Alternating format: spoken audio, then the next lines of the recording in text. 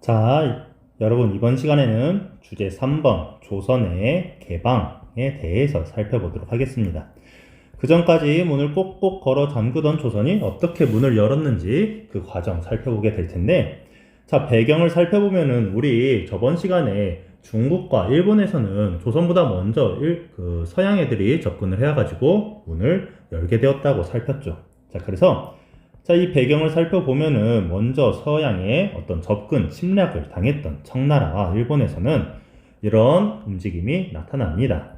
야, 서양 애들은 진짜 강력하구나. 그렇기 때문에 서양과 맞서 싸우려면 우리도 서양을 따라서 산업혁명, 근대화를 이루어야겠구나. 공장도 세우고, 막 무기도 만들고, 이렇게 해야 되겠구나 생각하는 거죠. 그래서 서양을 따라잡으려는 여러 가지 정치 혹은 산업, 혁명, 운동을 하게 되니, 자, 청나라에서는 이러한 일련의 과정을 양무, 운동이라고 하고 무기를 양성한다라고 생각하면 돼요.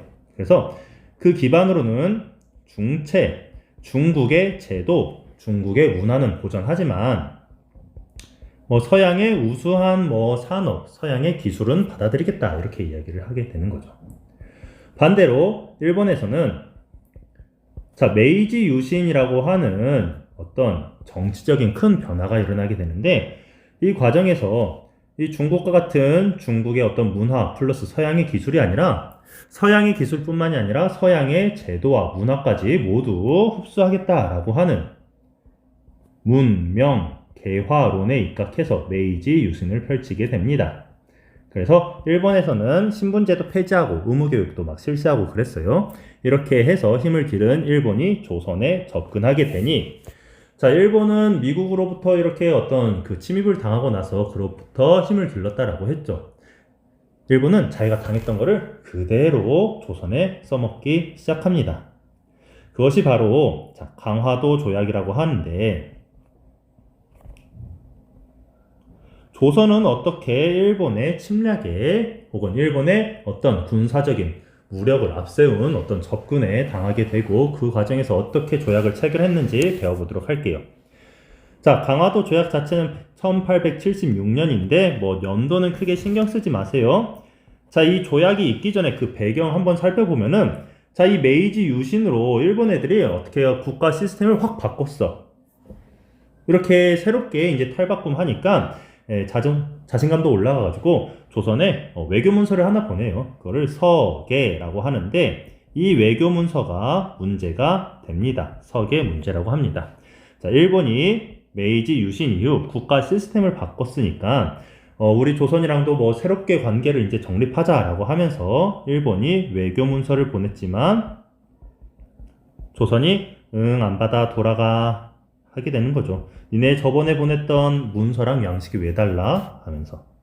그렇게 되자 일본 애들은 야, 조선이 우리의 외교 문서를 거부해? 야, 자존심이 상하는데 이 한국을 정벌해 볼까라고 하는 정한론이 살짝 일어났다가 실시는 안 되지만 그로부터 조금 더 시간이 흘러서 힘을 기른 다음에 어느 정도 힘을 갖췄다라고 생각이 될 때쯤에 이제 다시 접근을 하게 됩니다. 그것이 바로 지금 살펴보게 될 운요호 사건이라고 하는데, 일본의 무장 군함 운요호가 강화도로 접근을 해서 군사적인 충돌을 야기한 일입니다. 그래서 간단히 강화도를 침입을 해서 군사적인 어떤 대결이 있었는데, 결과는 조선이 엄청 큰 피해를 입고, 적지 않은 피해를 입었지만 일본은 별다른 피해는 없었어요. 자, 어쨌든 이런 군사적인 이제 분쟁을 해결하기 위해서 일본과 조선이 이제 접촉을 해야 될 필요를 느꼈는데, 자, 조선에서는 어떤 움직임이 있었냐? 그 전까지 서양에 대해서 국가의 문을 꼭꼭 걸어 잠그던 흥선대원군이 이쯤 되면은 권력을 잃고 고종이 직접 친히 정치에 나서게 되니 이걸 고종의 친정이라고 하고, 흥선대원군이 몰락하면서 자, 통상 외국과 상업을 통하고 개화 문을 활짝 열자라고 하는 주장들이 힘을 얻게 되면서 이 일본과 조선이 만나서 조약을 맺었으니 그것이 바로 뭐다? 강화도 조약이다. 그래서 이 강화도 조약은 정식 명칭은 조일, 수호, 조규라고 하는데 여러분들 헷갈릴까봐 말해둬요. 자, 이거는 사실 조선은 아직 이제 준비가 안 된 상태에서 일본은 정말 이거를 위해 정말 철저히 준비를 했단 말이야. 일본의 어떤 그런 치밀한 전략적인 움직임에 조선이 약간 좀 일방적으로 말려든 그런 조약이에요. 자, 내용은 뭐냐?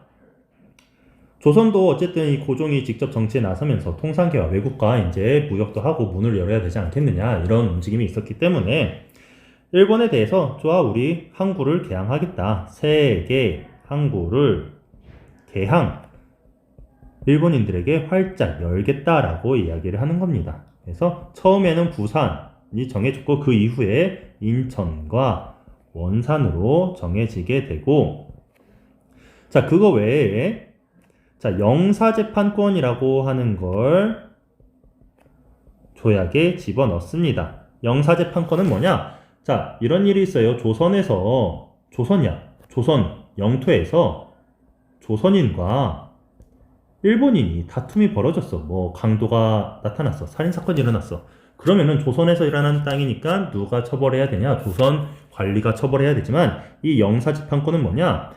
여기서 이제 다툼이 일본인과 관련되어 있으면 요 일본인 재판은 누구? 일본 관리가 한다 이런 거예요. 그래서 영사는 외교관이라는 의미고 영사재판권은 어쨌든 일본 외교관이 일본 관리가 일본인에 대해서 비록 조선 땅에 일어난 사건이라도 재판을 하겠다 뭐 이런 겁니다.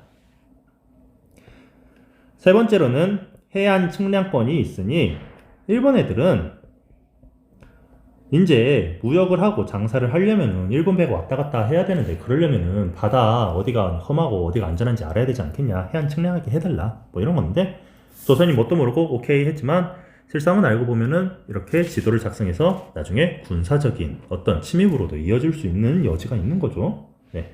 강화도 조약이 이렇게 크게 3개 있었고 뭐 물론 그 위에도 조선은 뭐 독립국이다. 일본과 대등한 관계를 지닌다. 뭐 이런 게 있었어요. 무슨 의미냐면은 조선에 대한 중국의 어떤 간섭을 빼기 위해서 조선은 독립국이다. 동등한 국가다. 뭐 이렇게 주장을 했습니다. 이후 자 무관세 무역을 하는 데 있어서 A 나라와 B라고 하는 나라가 무역을 하는데 예를 들어서 B라고 하는 나라는 공장이 발달해서 옷을 엄청나게 싸게 찍어내는데 A라고 하는 나라는 공장이 없어. 사람이 한 땀 한 땀 옷을 만들어야 되는데 무역을 하면서 B에서 공장으로 찍어낸 값싼 옷이 들어오면 어떻게 되겠어? A라는 국가에서 일하던 옷 만드는 사람 다 망하겠지. 이거를 막기 위해서 세금을 붙여가지고 수입이 될 때 세금을 붙여서 조금 더 비싸게 들어와라. 그래야 우리 국가에서 의류업계에 종사하는 사람들을 지킬 수 있다. 이런 거죠. 이 세금을 관세라고 하는데 무관세래. 세금을 매기지 않겠다. 공장에서 찍어낸 물건이 싼 값으로 넘어오게 되는 거고. 그러면 그 대신 일본은 조선에서 뭘 가져가냐? 쌀을 가져가겠다. 라고 하는 거죠. 그래서 조선에서는 일본의 쌀 유출 그리고 이 과정에서 일본의 화폐가 유통되는 걸 허용하겠다라고 합니다. 자, 이러한 것들은 조선이 맺은 최초의 근대적 조약이라고 합니다. 무슨 의미냐? 그 전까지는 이 동아시아의 전통적인 외교 관계는 조공과 책봉이라고 하는 어떤 국가 간의 상하 관계, 위계 질서가 존재하는 그런 외교 관계였지만 이 근대적 조약이라고 하는 건 뭐냐? 평등한, 대등한 국가와 국가 간의 계약에 의해서 서로 관계를 맺는 것, 요거를 근대적 조약이라고 하고 이렇게 국가와 국가 간의 대등한 어떤 조건에 의한 계약을 만국공법, 간단히 말하면 국제법이라고 합니다. 만국공법체제, 국제법체제에 들어갔다라고 합니다.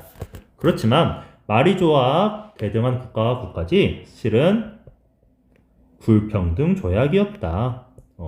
이러한 국제정세의 어두운 조선을 등쳐먹기 위한 불평등 조약이었다. 세금도 없고 쌀은 무제한으로 빼앗아 갈 수 있고 일본 화폐도 들어가고 영사재판권 일본인들이 재판하고 우리나라 해안 측량하고 뭐 이런 거니까. 그래서 근대적 조약이지만 불평등 조약이었다.